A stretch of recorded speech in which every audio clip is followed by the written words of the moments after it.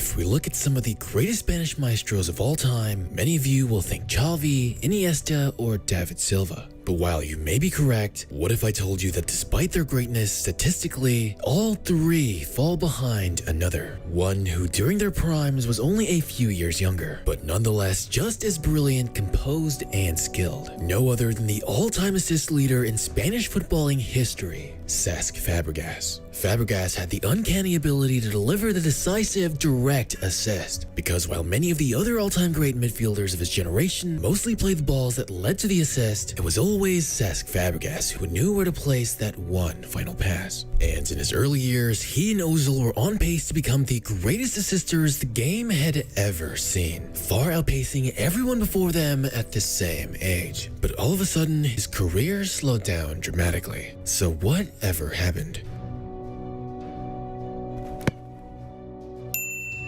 Fabregas was a footballing prodigy from a very early age. Before he was even in his teens, he was snapped up by the famed La Masia Academy, Barcelona's renowned youth development center, joining the ranks of their historic young talent and being a part of their iconic class of 1987 with Gerard Piqué and Lionel Messi. The young Fabregas soaked up knowledge like a sponge, fine-tuning his passing, dribbling, and tactical playmaking. As Fabregas rose through the youth ranks, it became increasingly evident that he was destined for greatness. His performances were exceptional, and he showcased maturity beyond his years. It was no surprise that he was already attracting attention from top clubs across Europe. He and Messi would destroy their opponents, it wasn't even fair. But it was Arsenal that saw the potential in Fabregas and decided to take a gamble on the young Spanish prodigy. Their belief in him and promise of playtime is what really sold the young maestro. So in 2003, at the age of 16, Fabregas made the life-changing move to North London. Fabregas' transition to English football was seamless. Despite his young age, he displayed the composure and confidence of a seasoned veteran. And coach Arsene Wenger saw something special from Fabregas, entrusting the youngster with significant responsibilities from the very start. In the 2004-05 season, Fabregas made his Premier League debut, and it didn't take long for him to make an impact. Fabregas' footballing IQ was just well beyond his years, and he was soon recognized as one of the most exciting young talents in world football, even becoming the youngest goal scorer in league match history for Arsenal. At just 18 years old, Cesc Fàbregas would make a total of 50 appearances for Arsenal. Like, when was the last time you saw an 18-year-old in the Premier League having that much playing time? Regardless, he was proving all the doubters who criticized him because of his age wrong.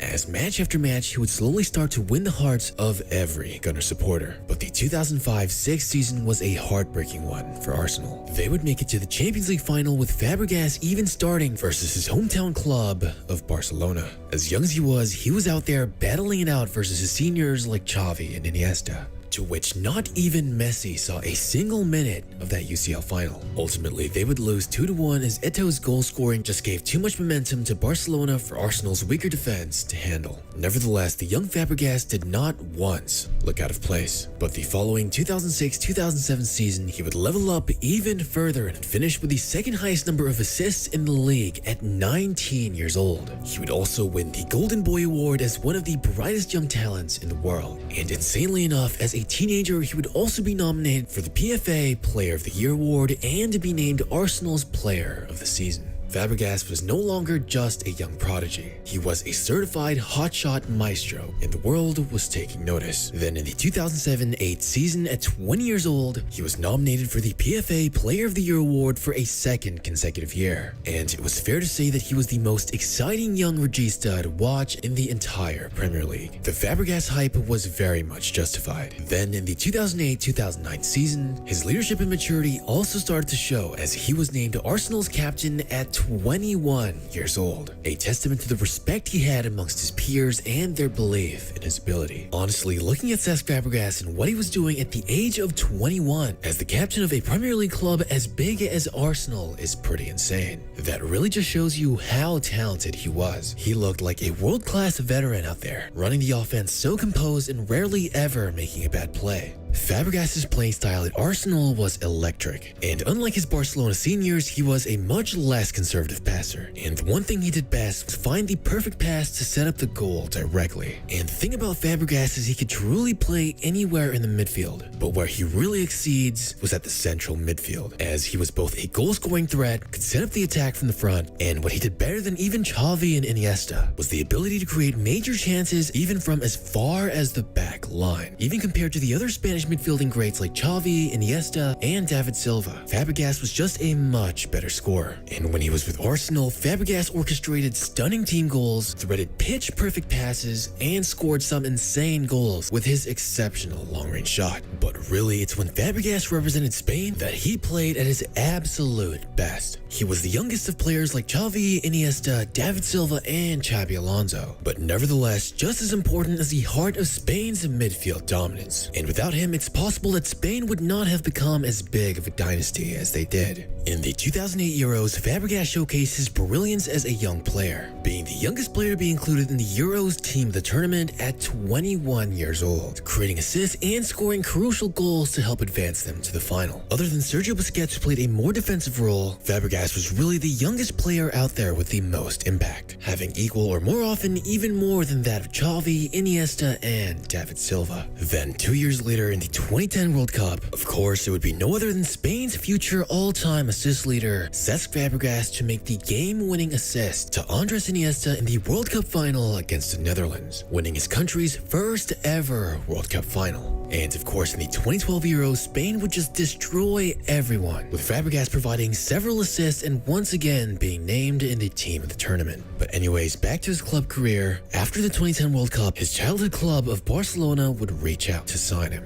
and thus Fàbregas bid goodbye to Arsenal. Fabregas created 466 major goal-scoring chances, with a total of 86 assists and 48 goals, with all three statistics topping that of Xavi and Andres Iniesta in the same time period, with the two having even several seasons and a lot more appearances ahead of Fabregas. Fabregas would once again join his La Masia teammates and seniors. However, Pep Guardiola had completely different ideas for Cesc Fàbregas. Many, including myself, believe that Fabregas was not used to his maximum ability in Barcelona, something that Fabregas himself acknowledged. Pep Guardiola would switch him around very often, even playing him as a winger for many matches. When Fabregas played with Xavi, Iniesta, and Busquets in Spain, he had no problem adjusting, but Pep Guardiola did not give him enough of a pivotal role. And the insane thing about this is that Fabregas still got more assists than Xavi and Iniesta in the same time period. The easiest way I can explain it to you guys is this. I genuinely believe that if Cesc Fàbregas was in his prime today, playing under Pep Guardiola in Man City, he would do an even better job than what Kevin De Bruyne is doing right now. The only issue is that he never had the role that Kevin De Bruyne had. That's because his system just worked a lot more differently. Had Fabregas been allowed to run the offense and replace, let's say, Xavi, I'm very confident that his assist numbers would be even greater. And after Guardiola left, Fabregas' future managers would relegate him to playing more of a deeper midfield role, which forced him to get in on less of the action and resort to getting assists from the back line and long through balls and passes, which again, surprisingly, he was still able to do, despite having a less pivotal role. Just imagine what he could do with Messi if Barcelona's roster was just slightly different, and he could really play that central attacking midfield role that he really played best. And while he did win silverware and have success with Barcelona, it's still a complete shame that his prime years were really wasted in denying him the role that he played best. Then finally, in 2014, Fabregas decided to go back to the Premier League. In his words, he wanted to be happy playing the role that he loved most, where in Barcelona he wasn't able to have that same role that he had in Spain, despite being just as capable as Xavi. But then again, Barcelona did not want to budge for their long-time veterans. In the 2014-15 season, Fabregas would help Chelsea win the Premier League title and the League Cup, once again bringing beautiful passes and assists to the Premier League.